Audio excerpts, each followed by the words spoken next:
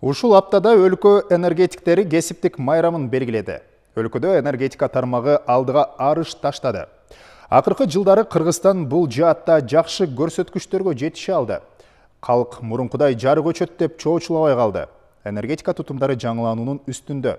Темага Уланбек Дыйканбаев токтолот. Энергетика Кыргызстандын ири өндүрүш булагы болуп саналат. Электр энергиясын өндүрүп алуу мүмкүнчүлүктөрү кенен Кыргызстан 25 жылдан бери энергетикалык көз карандысыздыкка умтулуп келген. Кыргызстандын энергетика тармагында акыркы 5 жыл аралыгында көзгө көрүнөрлүк иштер жасалды. Датка Кемин жогорку чыңалуудагы электр берүү линиясы өлкө эгемендикке ээ болгондон берки энергетикадагы ири долбоор. Өлкөнүн эки тарабын туташтырган аба чубалгылары былтыр ишке кирип, өлкөнүн энергетика жаатындагы коопсуздугун камсыздай алды.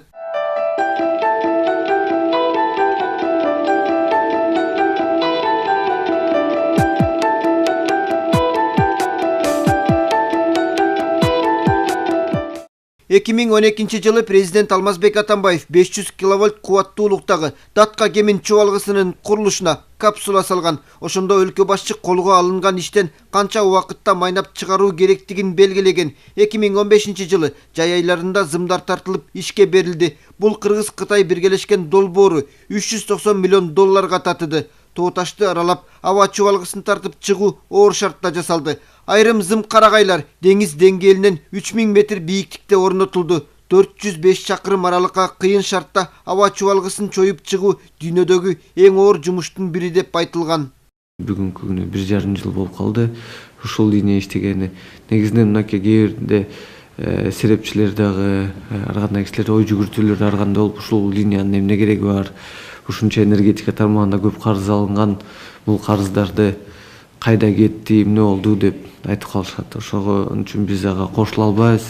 Биз эң биринчи Датка Кемин линиясын куруп, ошо көмөкчүрдөн курганда биз эмне кылдык? Биз ушул энергетикалык коопсуздукту алып келдик. Мурун Кыргызстандан өндүрүлгөн электр энергия Орто Азия республикаларынын бирдиктүү системасына туташтырылган. Өлкөнүн түндүгүн электр жарыгы менен камсыздоо үчүн электр энергия шакекчи аркылуу өтчү. Кыргызстан өзүнүн продукциясын алып өтүү үчүн жылына миллиондогон каражат сарптачу. 2015 жылы Кыргызстандын түндүгү менен түштүгүндөгү жогорку чыңалуудагы электр зымдарын туташтырган Датка Кемин линиясы ишке киргизилген. Ошентип, Кыргызстан толугу менен энергетикалык көз карандысыздыкка жетише алды. Алдыда дагы бир аткаруучу энергетикалык Касамин долбоору бар. Бул долбоор ишке ашкан соң Кыргызстан өзү өндүргөн электр энергиясын Түштүк Азия мамлекеттерине сатууга мүмкүнчүлүк түзөт. Азыркы күнү мынакей ошо Түштүк Азиядагы мамлекеттер атайын сатып алуу процедурасын баштап жатышат. Алар жанагы линия подстанцияларын куруш керек. Себеби дегенде бул долбоордун концепциясы боюнча биз баарыбыз тең бир убакта бүтүш керекпиз.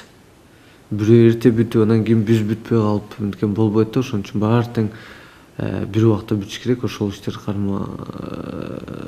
иштер жүргүзүлүп, сатып алуу процедурасы жүрүп атат. Биз ойлойбуз 19-20 жылдар барып калат деп.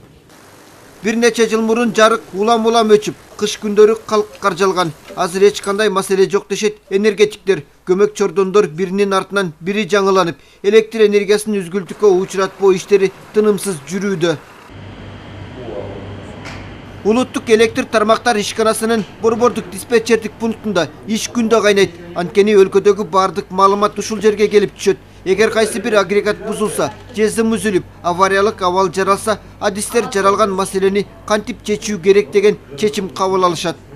За последние 3-4 года это... Акыркы 3-4 жыл аралыгында курулган жана жаңыланган энергетика жабдуулары өлкөнүн энергетика тутумунда ишенимдүүлүктү алып келди. Бардыгы сапаттуу түрдө иштеп жатат. Эми суук күндөрү маселе жок иштейбиз.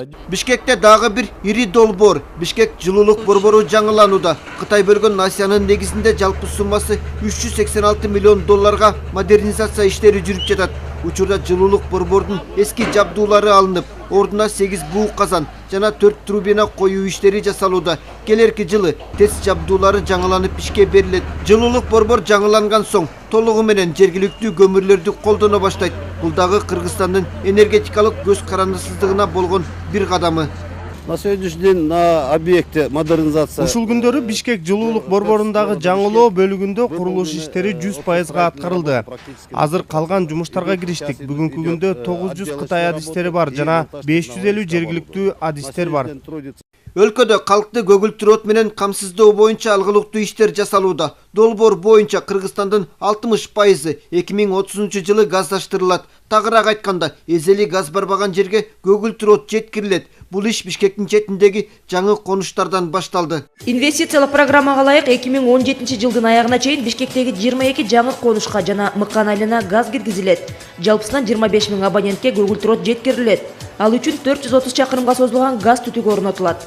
Учурда Көкжар, Жеңиш, Саламалик, Кайыңды, Шырбаков, Балбан Таймаш конуштарында жана Керамический, Бурдинский көчөлөрүндө газ куурлары жана бөлүштүрүүчү тармактар орнотулууда.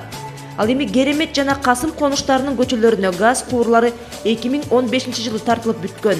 2017 жылы газдаштыруу иштери Достук, Көлмө, Маданият, Чалбай, Учкун, Аскаташ, Алтын Бешик, Арча Бешик, Ак Өргө, Ак Орду, Алатоо, Кара Жыгач жаңы конуштарында жана Мыкан айылында башталмакчы.